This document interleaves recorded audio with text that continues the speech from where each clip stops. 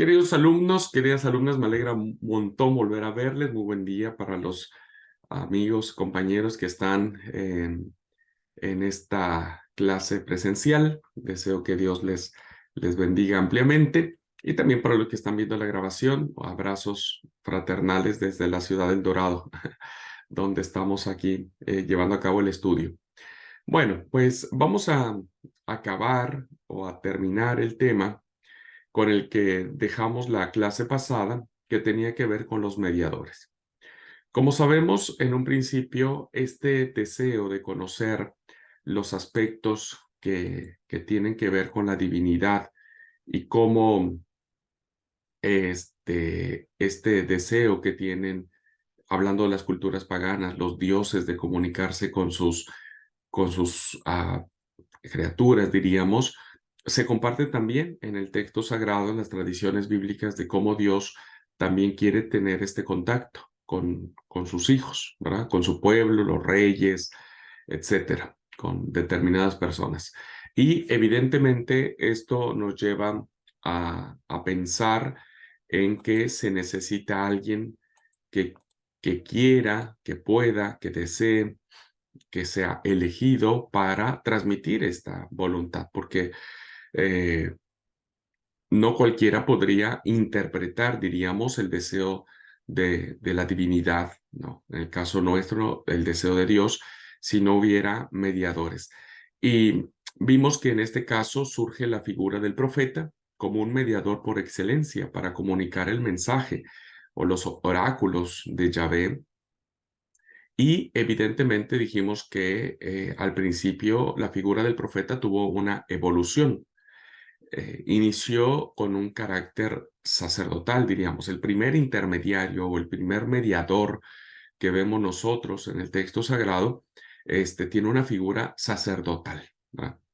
Que aunque, como dije en alguna clase, el profeta en algunos casos va a estar ligado al templo, y en algunos casos el profeta va a estar en contra del templo. Y en ese sentido, vimos también en la clase pasada cómo el sacerdote tenía estos rasgos de conocer la voluntad de Dios y de transmitirla.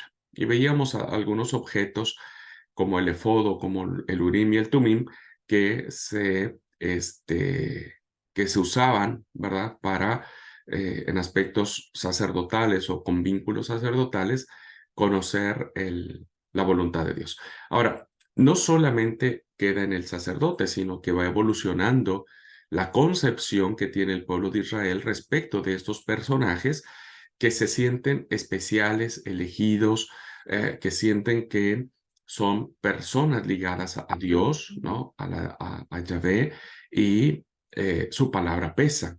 Así que voy a compartir la pantalla para guiarnos en la clase que nos quedamos y que tenía que ver con los mediadores, ¿verdad? Bueno, esto ya lo vimos, voy a saltarme un poquitito. El ángel del Señor fue una de las figuras que podríamos nosotros contemplar. Luego, bueno, vino el tema del sacerdocio. Vimos lo que era el Urim y el Tumid, el Efod.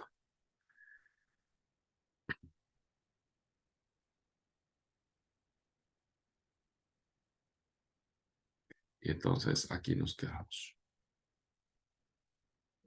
Los mediadores proféticos. Bueno, en nuestra mentalidad y en la del pueblo de Israel, el gran intermediario para conocer el futuro es el profeta. Esta concepción deuteronomista, que como ustedes ven, la importancia que tiene la influencia del Deuteronomio en cuanto a no solo a las leyes, sino a los personajes ligados a la ley. Deuteronomio, si alguien tiene ganas de leer y quiere ayudarme a leer, está bien, si no, no se preocupen. Yo puedo leer. En el Deuteronomio, y vuelvo a ser bien enfático con los que están viendo las clases grabadas, abran su Biblia, lean por ustedes mismos, acostúmbrense, porque a veces uno ya cuando se acostumbra a manejar el texto bíblico, pues ya uno empieza básicamente a identificar dónde están los pasajes. Así que uno va conociendo mejor, al menos la Biblia que uno maneja. Bueno, el Deuteronomio capítulo 18 del 14 al 18, ya esta determinación deuteronómica nos plantea lo que va a suceder en cuanto a estos intermediarios. Dice, porque estas naciones que vas a heredar, a agoreros y adivinos oyen, ¿verdad? Que esa era la cultura cananista.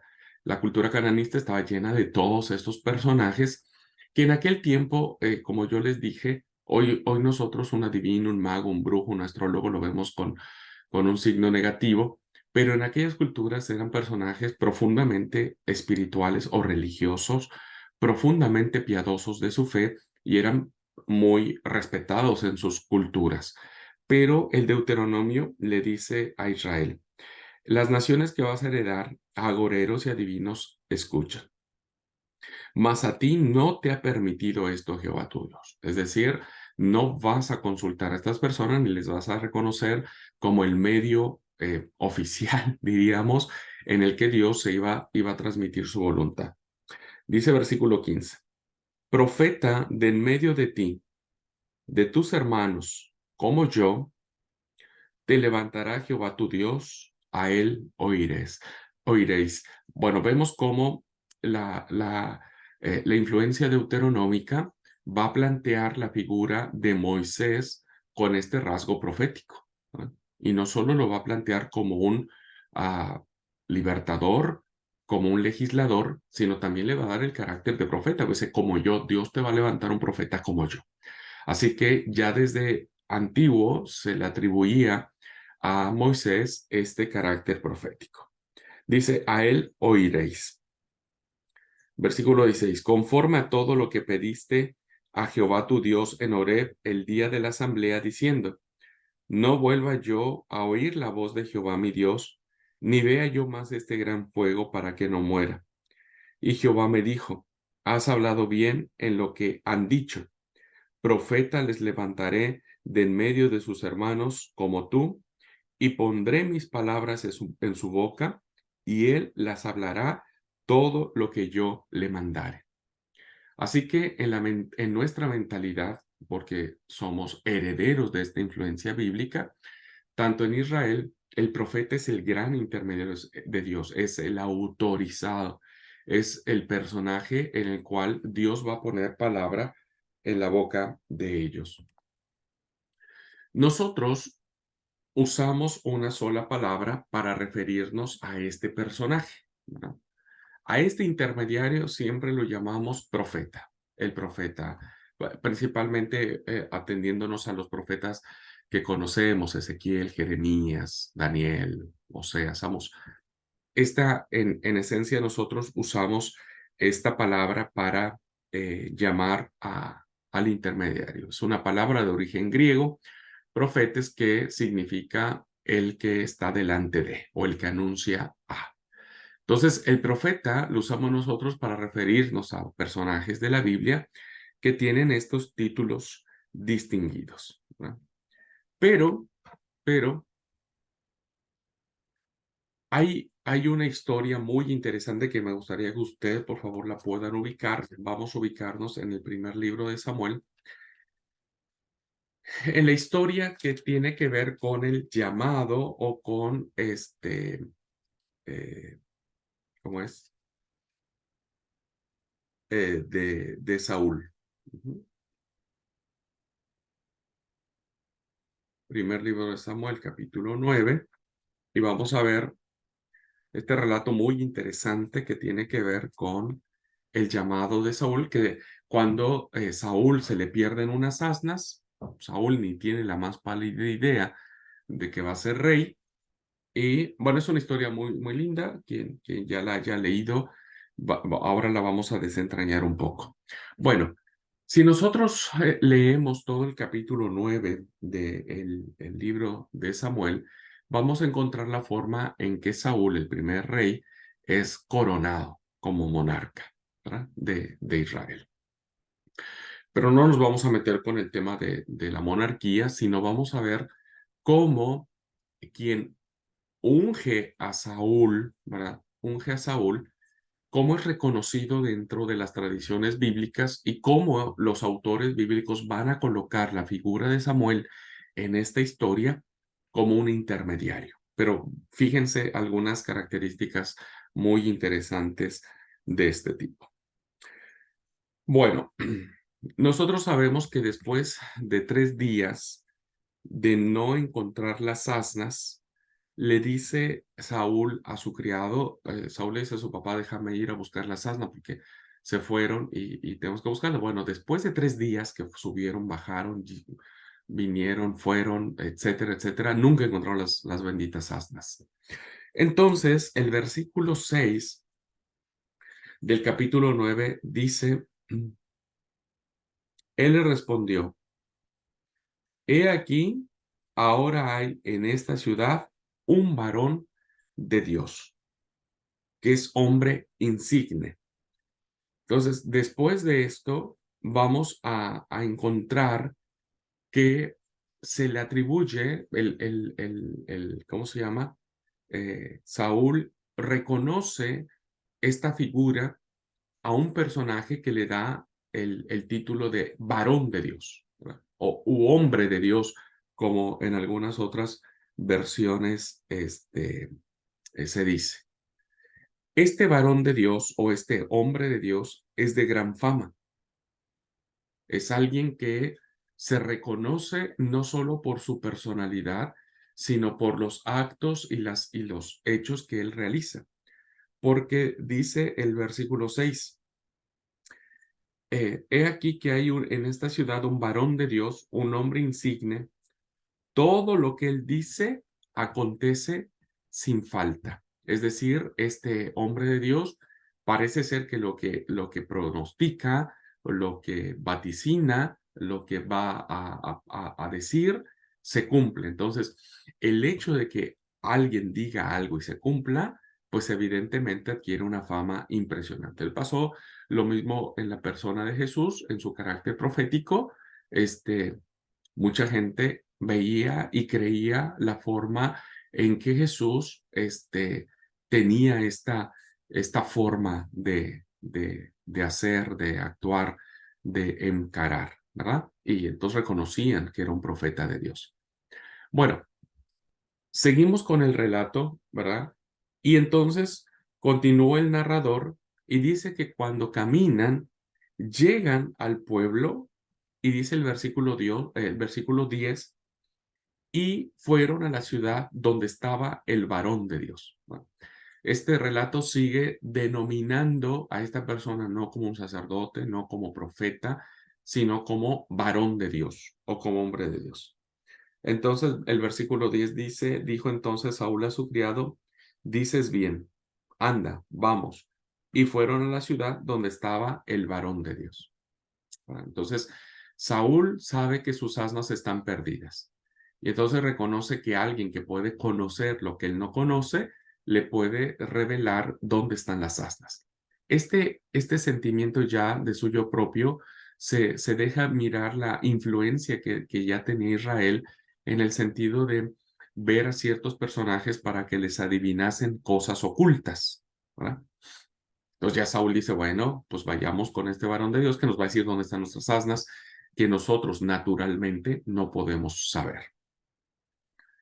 Bueno, cuando llegan a la ciudad, ¿verdad? Cuando se acercan y llegan a la ciudad, encuentran a unas chicas, a unas muchachas, y cambia el narrador. Van a ver cómo el narrador cambia la denominación que venía trayendo respecto a este personaje.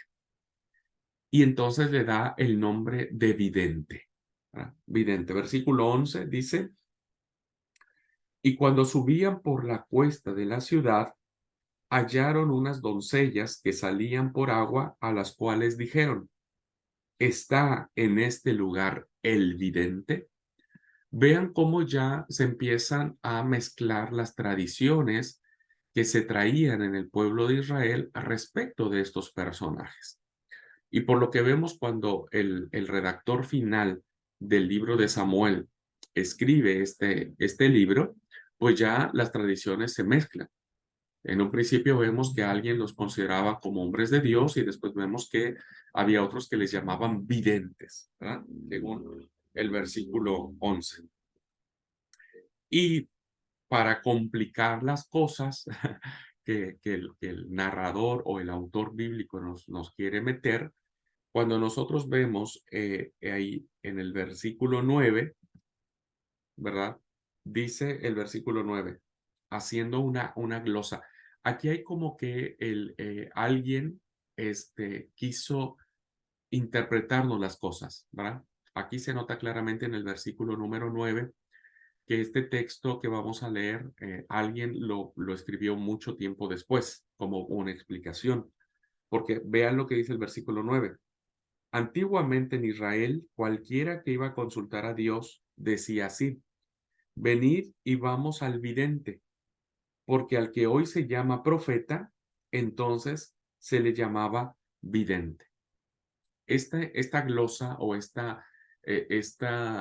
versículo muy tardío que alguien lo puso después, seguramente algún escriba, para decirnos, pues ya esta glosa, el versículo 9, se ve que fueron muchos años después, ¿verdad? De cuando se escribe el libro. Entonces, para cuando alguien, no sabemos quién, mete esta glosa o introduce esta aclaración, ¿verdad? Pues ya no se les decía ni videntes ni hombres de Dios, sino se les llamaba profetas. Por eso vemos esa alusión en presente, dice al que hoy llamamos profetas, antes se les llamaba videntes. Bueno, estas tradiciones que encontramos en esta historia elaborada y reelaborada por algunas manos que pasaron, nos hacen ver entonces que tenemos tres términos para ver el mediador, al personaje autorizado por Dios. Vemos entonces que tenemos tres términos para entender cómo era el mediador. Uno es hombre de Dios, otro es el vidente y otro es el profeta, que en términos generales o en términos de su actuación o de su autenticidad, pues son sinónimos, ¿no? Solo que no se empezó a decirles profetas a estos personajes, sino se les llamaba hombres de Dios o demás.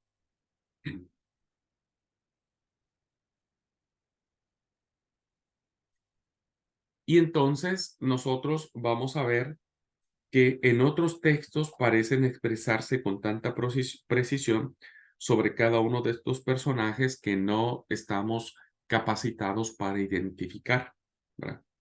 Vean entonces en el primer libro de las Crónicas, ya estamos en la época de la restauración, ¿verdad? Muy lejos de los hechos que estamos leyendo en Samuel, porque recuerden que Crónicas se escribe después del exilio. Y entonces en Crónicas 29 se informa que las gestas, las victorias de David están escritas, dice el versículo 29 del capítulo 29, y las gestas están escritas en los libros de Samuel el vidente, ¿verdad? Ahí vemos la palabra en hebreo, el vidente, en las crónicas o en la historia del profeta, el Nabí, en Natán, y en la historia de el visionario Gad, ¿verdad? De Gad. La Reina Valera lo traduce nuevamente como vidente, ¿verdad? Que le da lo mismo, el mismo título a los libros de las crónicas de Samuel, pero realmente está, en la palabra es hebrea José, que es visionario. Entonces nos encontramos, ¿verdad?, con estos tres personajes que nosotros consideramos típicamente representantes de la profecía originaria o de la profecía primitiva o las características fundantes de estos personajes que en el futuro van a ser muy, muy importantes como los profetas. Entonces tenemos a Samuel, a Natán y a Gad como dignos representantes de este título. Así que vamos a mirar un poquitito qué quiere decir estos tres personajes. ¿No? Vamos desentrañándolos un poquito. Vamos a ver acerca del vidente. ¿Qué indicaciones o qué sabemos de estos personajes que el texto sagrado les da este título, ¿verdad? De vidente? Hoy vidente tiene que ver, se asocia con la palabra mediums, ¿no? Mediums. Pero vemos que el vidente en el texto sagrado era el personaje autorizado por Dios. Bueno, este término, ¿verdad? Vidente, se utiliza en la literatura antigua 11 veces. 11 veces. En las tradiciones anteriores al exilio de estas 11 veces, en las tradiciones anteriores del exilio babilónico, vamos a encontrar denominación de vidente 6 veces. 4 de esas 6 veces que nosotros tenemos, se le va a atribuir a Samuel. Samuel, como sabemos, en su momento se convirtió en el personaje clave, ¿no? Para dar paso de la teocracia, del gobierno de Dios que se tenía en la época de los jueces, a la monarquía, ¿verdad? Porque Samuel es el personaje que va a ungir a los dos grandes reyes de Israel. Ahora, Samuel entonces no solo tiene el carácter de sacerdote, ni tampoco tiene el carácter de juez, sino también de profeta o de vidente, ¿verdad? Están ahí los pasajes, no los vamos a leer, solamente leeremos uno como ejemplo.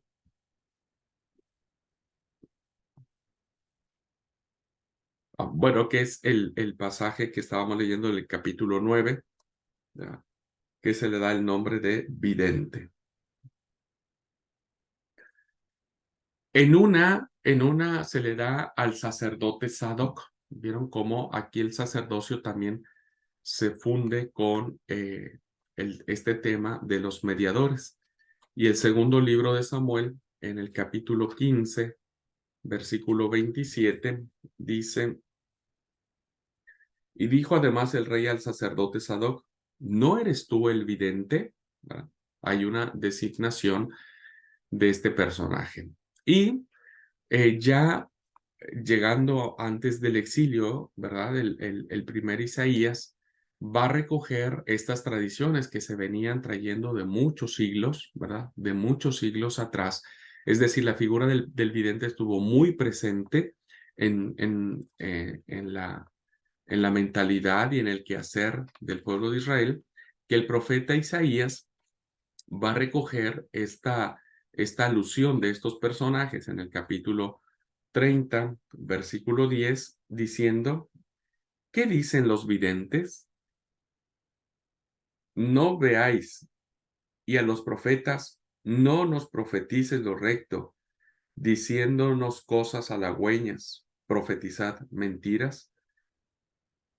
Ahí está esta alusión de que el vidente seguía siendo un personaje importante, incluso ya cuando el profetismo estaba en su pleno apogeo. El cronista recoge el título para aplicárselo 3 veces a Samuel, ¿verdad? Vimos que el primer libro de Samuel se escribe antes, en la época de la monarquía, y las crónicas se escriben después del exilio. Bueno, este libro, el cronista, le va a atribuir a Samuel también el carácter de vidente, muy parecido a lo que se da en el libro de Samuel. 2 veces se da a un personaje llamado Hananí, que es un personaje que denuncia al rey Asa, al rey de Judá, y finalmente termina en la cárcel. Bueno, son las designaciones que encontramos nosotros en el texto en el Antiguo Testamento. Ahora, este episodio de Samuel, ¿verdad? Del capítulo 9 del primer libro de Samuel. Si quieren, volvemos ahí porque hay cosas muy interesantes que nos dejan ver qué características tenían estos personajes. Bueno, vemos cómo estos datos de lo que representaba el vidente, esta imagen que tenía el vidente, tiene 2 características. ¿verdad? Una es que, a ver, un poquitito. No, es edición. Una es que conoce las cosas ocultas, ¿vale? Eso ya lo vimos cuando, en el versículo 6, cuando Saúl le dice a su criado, bueno, hay un hombre de Dios, después le llama vidente, que conoce las cosas ocultas. Entonces parece ser que es alguien que tiene una conexión sobrenatural y que puede ver más allá de lo evidente, aunque suena a un personaje muy característico. Y vean ustedes, eh,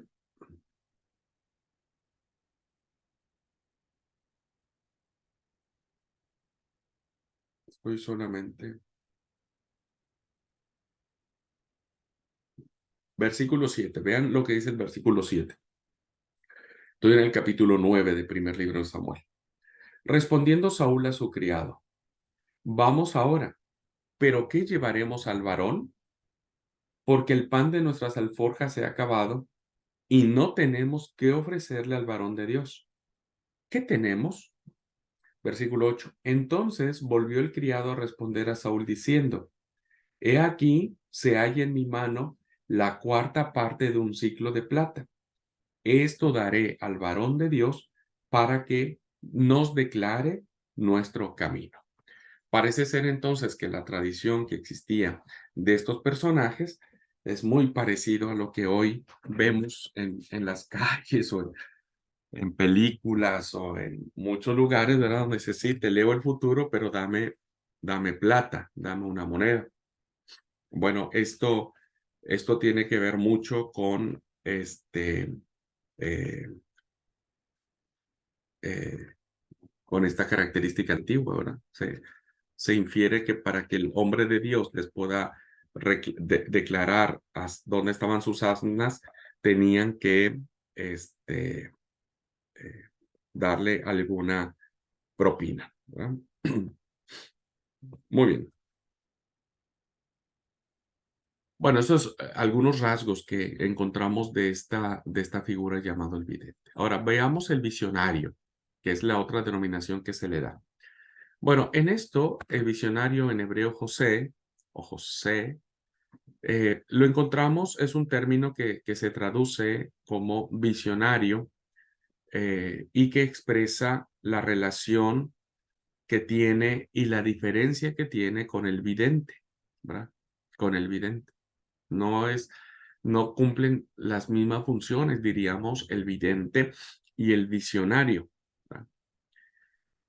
En este caso, nosotros encontramos que la palabra visionario se utiliza en 16 ocasiones en el texto bíblico, ¿verdad? 16 veces encontramos la denominación visionario, pero 10 de esas 16 ocasiones, en 10 veces, la encontramos en el libro de las crónicas, que ya, como dijimos, ya es en la época del exilio, y solamente 6 casos, ¿verdad? 6 menciones las encontramos en la época de la monarquía, ¿verdad? Época muy antigua, diríamos. En segunda de Samuel, como se plantea en el capítulo 24, ¿verdad? Versículo 11, dice,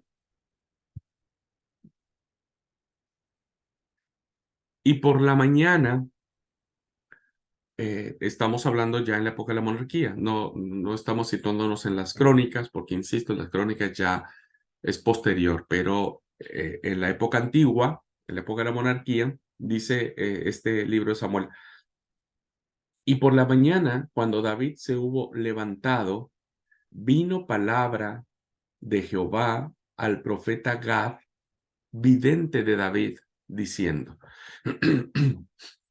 Entonces, en las traducciones de esta palabra hebrea, podríamos decir que se traduciría el profeta, el Nabí, como se dice en hebreo, Nabí, el profeta o el Nabí Gad, visionario del rey.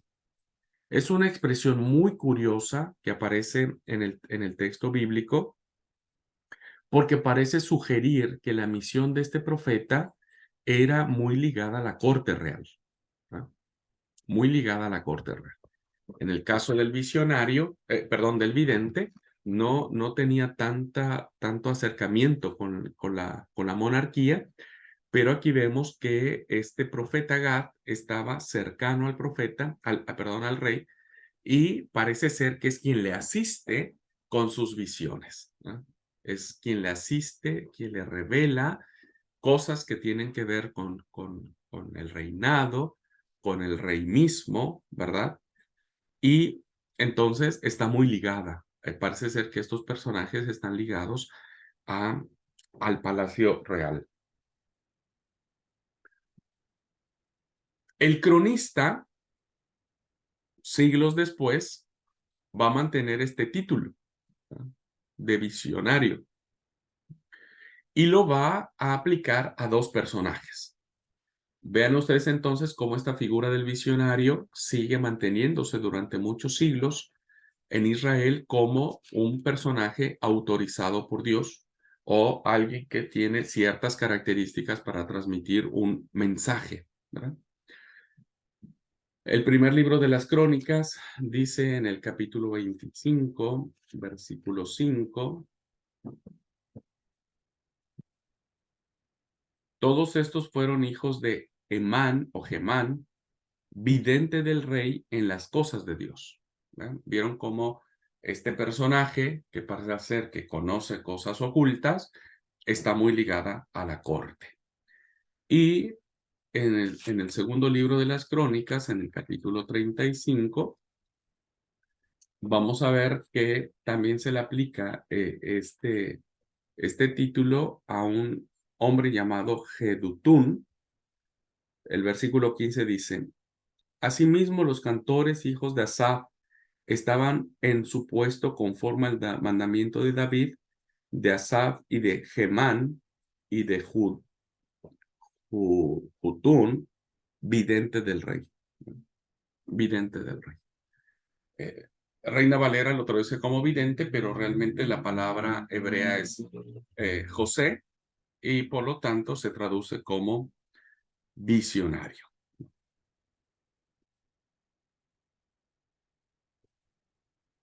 Aunque si bien es cierto, este es un personaje que parece ser que está muy cercano a la corte, pues no sabemos si realmente era un personaje que estaba siendo influenciado por la corte o sus oráculos estaban dependiendo de esa manera, ¿verdad?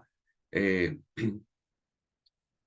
porque hay otra denominación sobre este tema que se encuentra en el libro de Amós.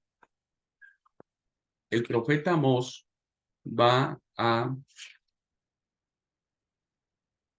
darnos un dato muy interesante que tiene que ver con su vocación profética.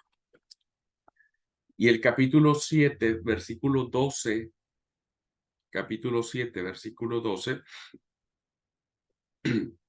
vemos que dice: y Amasías dijo a Amós, ¿verdad? Este es como el relato que podríamos llamarlo de cómo Amós recibe la llamada de Dios. Y el versículo 12 dice: y Amasías, el rey Amasías dijo, el sacerdote Amasías dijo a Amós: vidente, vete, huye a tierra de Judá y come allá tu pan y profetiza allí.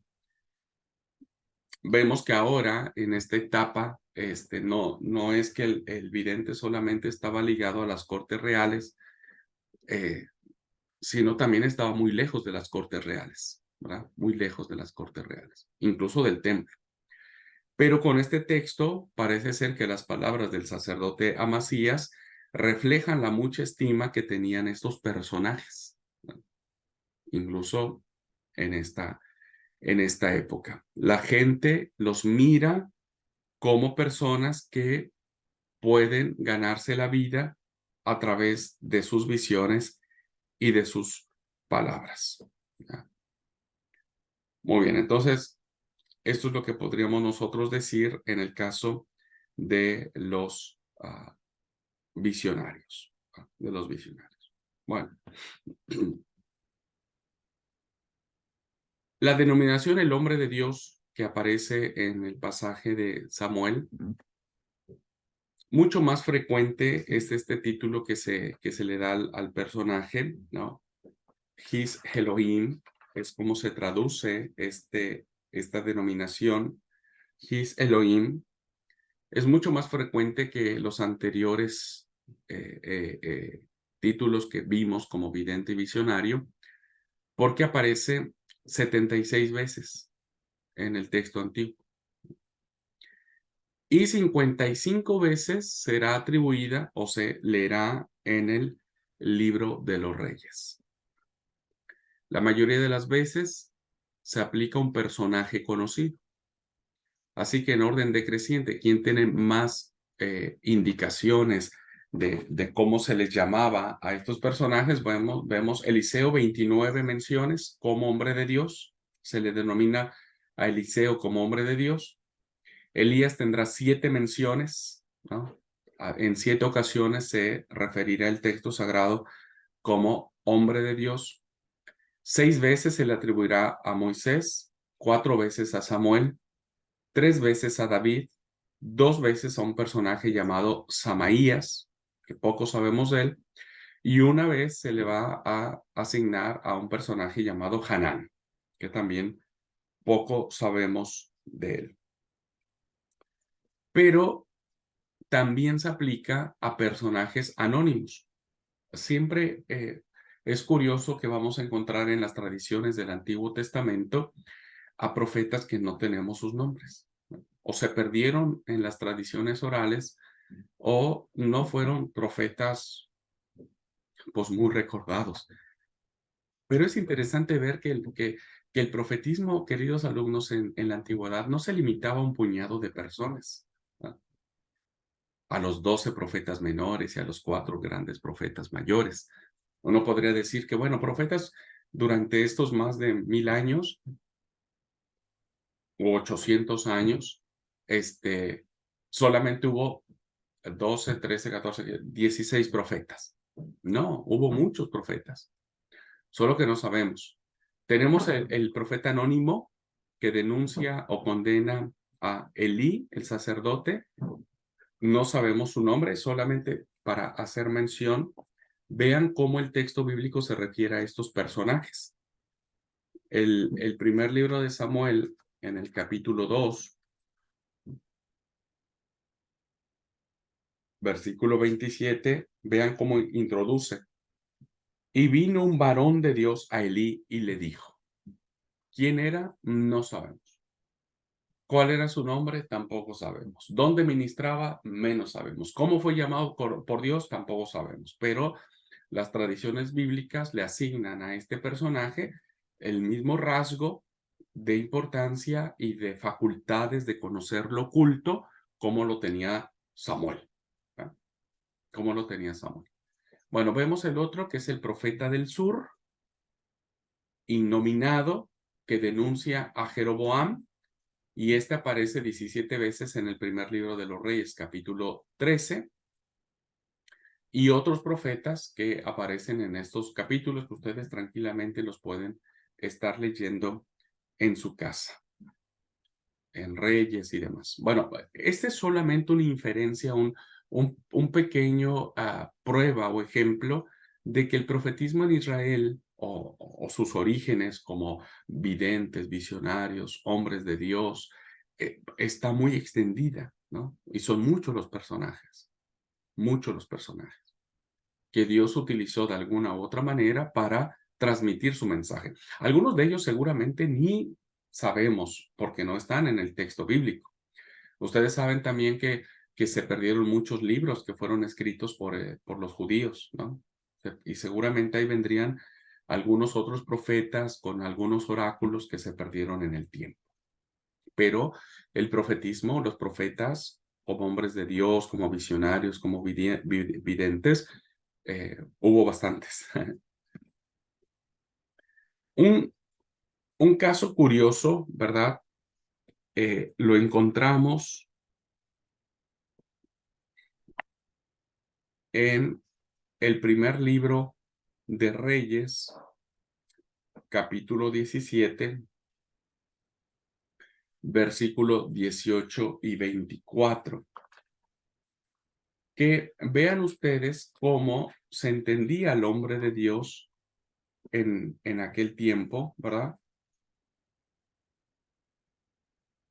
Primer libro de los Reyes, capítulo 17, versículo 18 y 24. Bueno, vemos aquí en este pasaje la historia muy conocida de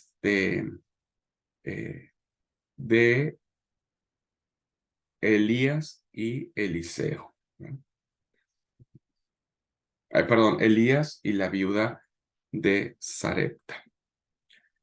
Bueno, encontramos aquí en este caso, dice el versículo 18, dice, sí, 18. Y ella dijo a Elías: ¿Qué tengo yo contigo, varón de Dios? ¿Has venido a mí para traerme a memoria mis iniquidades y para hacer morir a mi hijo? No. Eh, el hombre de Dios posee una relación tan estrecha con el Señor que puede obrar milagros. Y esto es lo que vemos nosotros en esta narración de Elías y la viuda de Sarepta. Puede provocar milagros. No es la palabra, ¿verdad?, lo que hace que el cántaro de harina de la viuda de Sarepta y el aceite o su aceitera nunca falte, sino es un milagro mayor que es resucitar muertos. Por eso, cuando se empiezan a realizar milagros, ahora vean cómo se le atribuye al hombre de Dios un rasgo de milagro. No solamente conoce las cosas ocultas, sino también hace milagros. Versículo 24, vean cómo la tradición bíblica va a tratar al hombre de Dios. Entonces la mujer dijo a Elías: ahora conozco que tú eres varón de Dios y que la palabra de Jehová es verdad en tu boca.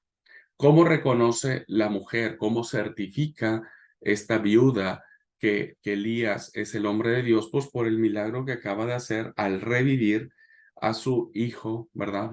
A volverlo a reanimar para que vuelva a la vida. Y entonces ella afirma que esto es palabra de Dios. Entonces, si nos preguntamos, ¿qué predomina en estas tradiciones respecto al hombre de Dios y qué pudo haber motivado el uso de este título, ¿verdad?, que es muy recurrente, que se usa mucho en las tradiciones bíblicas? Pues la respuesta parece ser la siguiente. Es decir, el hombre de Dios posee, o el varón de Dios, posee una relación tan cercana con Yahvé, tan cercana con Dios, que no solamente conoce lo oculto, que no solamente dice palabras para revelar las visiones o aquello que los seres mortales no conocen, sino que también es capaz de obrar los mayores milagros que se pueden tener. Así que vemos ahora este rasgo que, que ¿cómo es? Que se añade, ¿verdad?, a estos personajes muy interesantes, ¿no? Ahora el profeta también puede hacer milagros, ¿verdad? Puede hacer milagros. Muy bien. Bueno, eso vamos a dejarlo aquí en cuanto al hombre de Dios. Y ahora nos ubicamos ya en el término más conocido para nosotros, ¿verdad? Nosotros no usamos la palabra ni vidente, ni visionario, ni hombre de Dios. Nosotros usamos la palabra hebrea naví, ¿verdad?, que es profeta. Con sus 315 usos o referencias que se utilizan en el Antiguo Testamento, naví es el término más frecuente, es el término más clásico. para referirse a estos personajes que nosotros los vamos a llamar los profetas de Dios. Sobre todo a partir de finales del siglo VII y durante el siglo VI, ¿verdad? En la época ya a finales en el esplendor de la monarquía y ya casi yéndonos a la decadencia del Reino del Sur, coincidiendo con la redacción de la historia deuteronomista. Recuerden que la historia deuteronomista nos dice que se iba a levantar profeta como Moisés y a él tendrían que escuchar. Bueno, se levantan en esta época personajes muy importantes como el profeta Jeremías, como el profeta Ezequiel y también el profeta Zacarías. El profeta Zacarías.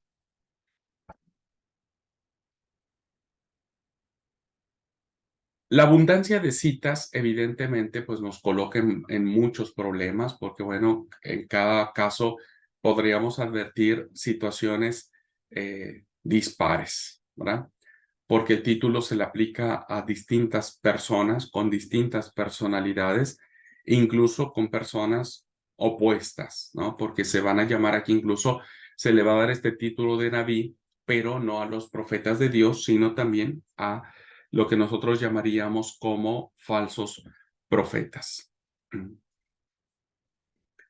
El sentido y la función del Naví o del profeta varían a lo largo de la historia. O sea, esta misma palabra o esta misma concepción de cómo se entendía este profeta va modificándose.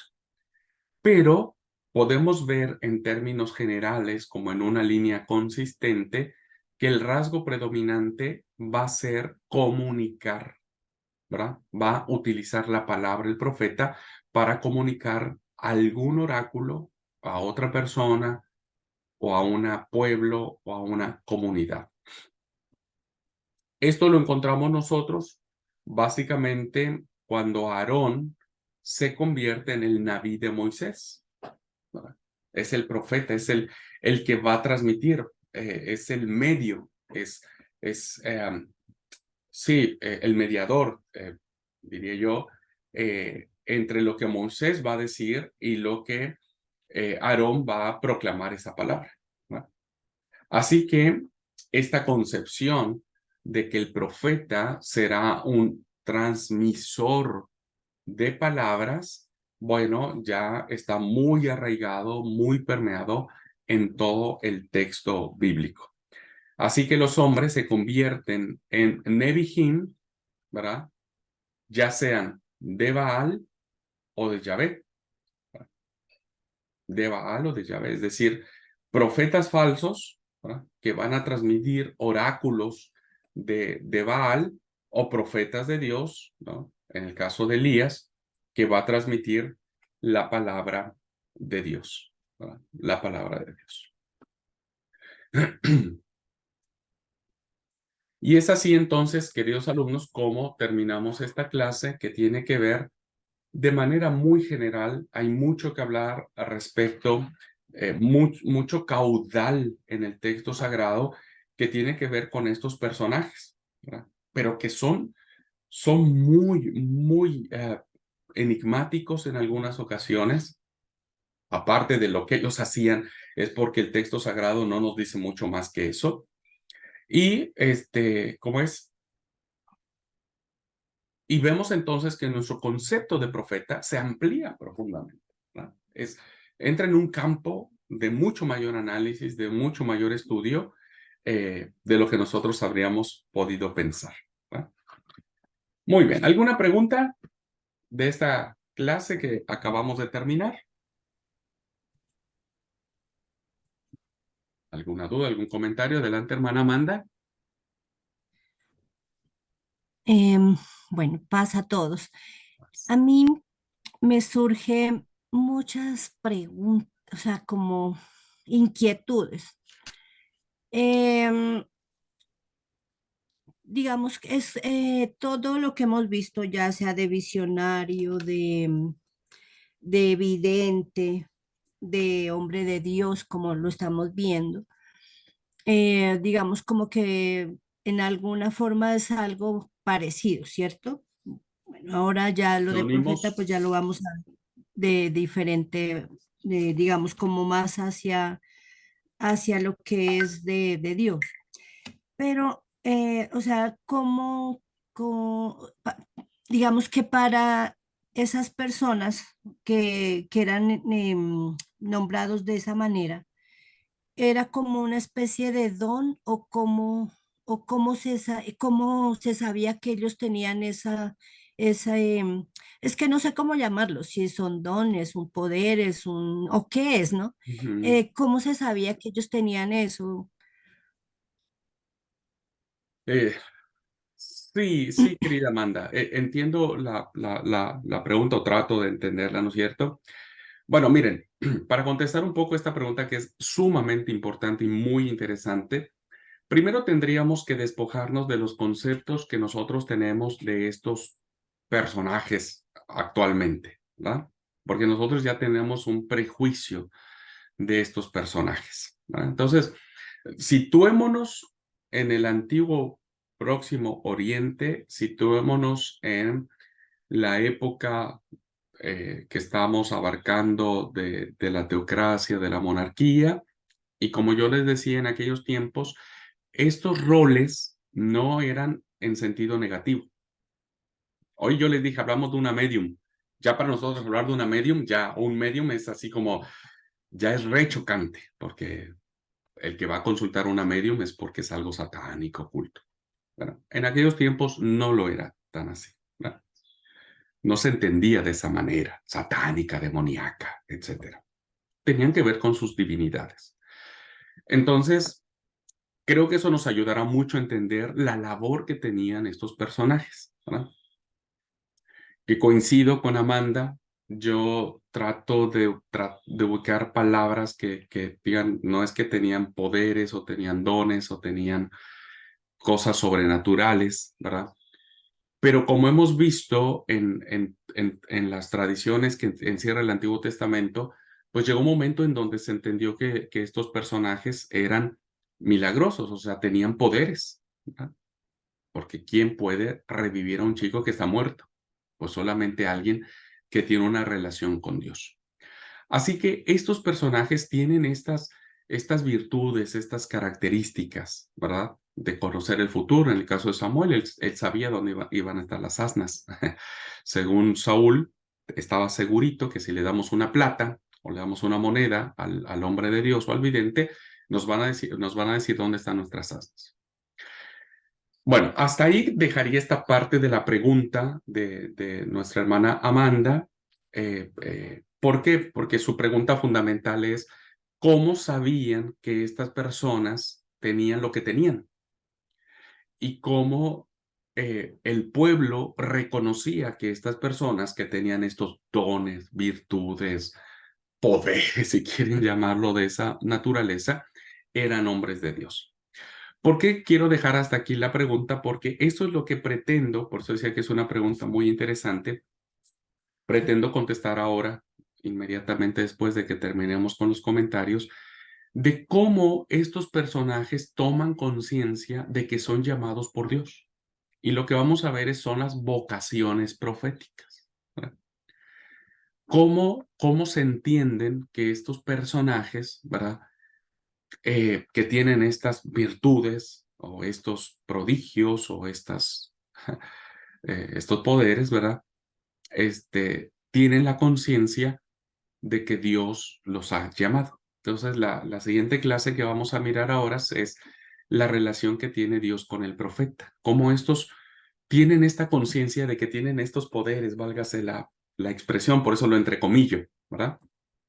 Así que si usted, querida Amanda, me banca un poquitito y plantea un poco cómo sería el escenario, y ahí volvemos. Y por eso digo que espero haber entendido bien su pregunta, querida Amanda, y pedirle su indulgencia para que abordemos ahora el tema este que tiene que ver mucho con esto, que es una inquietud que todos tenemos, ¿verdad? Ver qué dice el texto bíblico al respecto y bueno, después si quiere lo volvemos a charlar. Iría por ahí la pregunta, Amanda, solamente quiero cerciorarme. Sí, señor, así es. ¿Sí? Ok. Sí, Amanda, adelante, adelante, perdón. No, sí, prácticamente es cómo se identificaba eso, o sea, porque pues muchos pueden ser charlatanes y listo, Claro, pero cómo claro. se logra identificar que sí Exacto. es un hombre de Dios, que Eso. sí es un visionario, que sí es un vidente real. Sí, entonces Sí, esa era mi... sí, ujú. sí, sí, Amanda, sí, sí, entendí. Solo le voy a pedir que me permite, ahora que acabemos, voy a abordar esto que tiene que ver con el Dios y el profeta. Cómo distinguir entre los falsos profetas o visionarios o hombres de Dios con los charlatanes, ¿verdad? Con los charlatanes o los falsos Sí, profetas. Ujú. Sí, sí, eso ok. lo voy a abordar ahora. Muy bien. Gracias, pastor. No, por favor, con mucho gusto. ¿Alguien más? ¿Alguna pregunta, algún comentario? ¿Alguien sabe dónde están las asnas?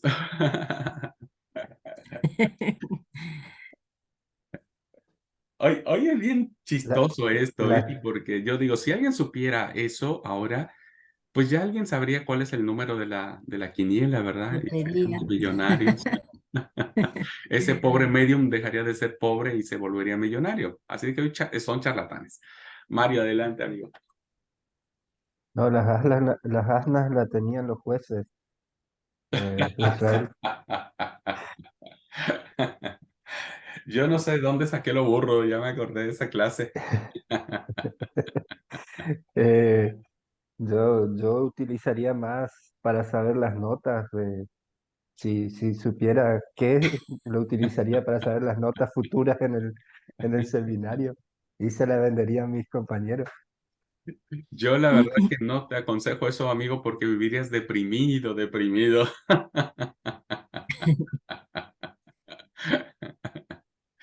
Por eso yo digo, ¿a alguien le gustaría tener el don de conocer el futuro? Hablando en serio, hablando ya en plata, así como alguien, si tuviéramos esta oportunidad que Dios nos dijera, bueno, les voy a dar este poder, diríamos, ¿no? ¿A alguien le gustaría conocer el futuro, tener ese don de saber el futuro? No, No, no, yo No, tampoco. como que uno vive como, si sabe que hay algo malo, pues no va a estar feliz, no va a estar tranquilo. Claro, Si claro. uno pudiera cambiar, si uno pudiera cambiar las cosas, pues dice uno, bueno, pero así como que no.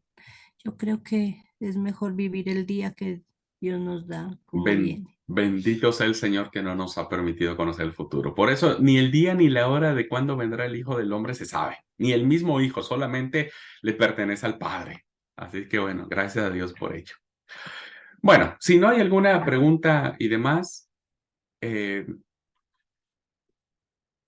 ¿qué hago? Hacemos el receso aquí porque yo quiero abordar hoy dos clases, porque vengo un poco atrasado. Quiero abordar la clase de Dios y el profeta para contestar un poco la pregunta de Amanda y la otra es cómo el profeta cumple un rol social, ¿verdad? El profeta tiene una impronta social, ¿verdad? Entonces, son 10:10 de la mañana. Tomamos el receso acá, ¿les parece? Para no apurarnos. Entonces, la siguiente hora, abarco esas dos clases. ¿Puede ser? Entonces, tomamos el receso acá, 10 minutitos y volvemos. Ok.